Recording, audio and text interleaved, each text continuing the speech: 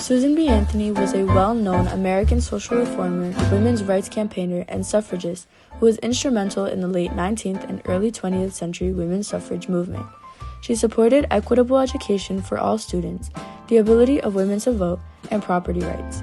Because Anthony believed in the underlying equality of all people and the power of women's voices to influence society and policy, she dedicated her life to the battle for women's suffrage.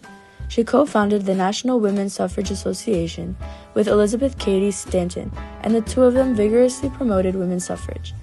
Anthony and other women led the women's suffrage movement that ultimately resulted in the 1920 adoption of the 19th Amendment to the U.S. Constitution, which gave women the right to vote. Regardless of growing up around people who owned slaves and that being the norm, Anthony had always revolted against the standard starting at age 17 and carrying it on with her famous speeches to fight for African American rights. Next, we will be reading an excerpt from the speech Old Union given in 1863. There is great fear expressed on all sides, lest this war shall be made a war for the Negro. I am willing that it shall be.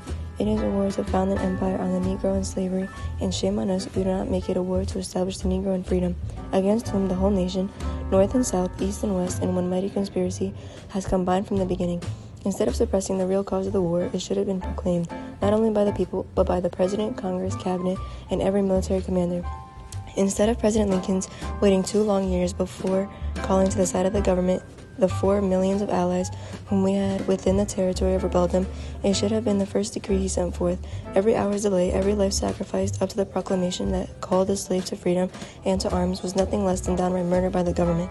For by all the laws of common sense, to say nothing of laws military and national, if the President as Commander-in-Chief of the Army and Navy could have devised possible means whereby he might hope to suppress the rebellion, I ask you, what sort of peace, what sort of prosperity have we had since the first slave ship sailed the James River with its human cargo, and there on the soil of the Old Dominion sold it to the highest bidder?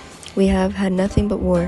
When the pirate captain landed on the shores of Africa and there kidnapped the first stalwart Negro and fastened the first manacle, the struggle between the captain and that Negro was the commencement of the terrible war in the midst of which we are today.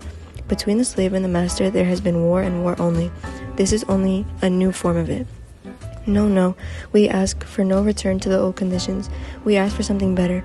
We want a union that is a union in fact, a union in spirit, not a sham.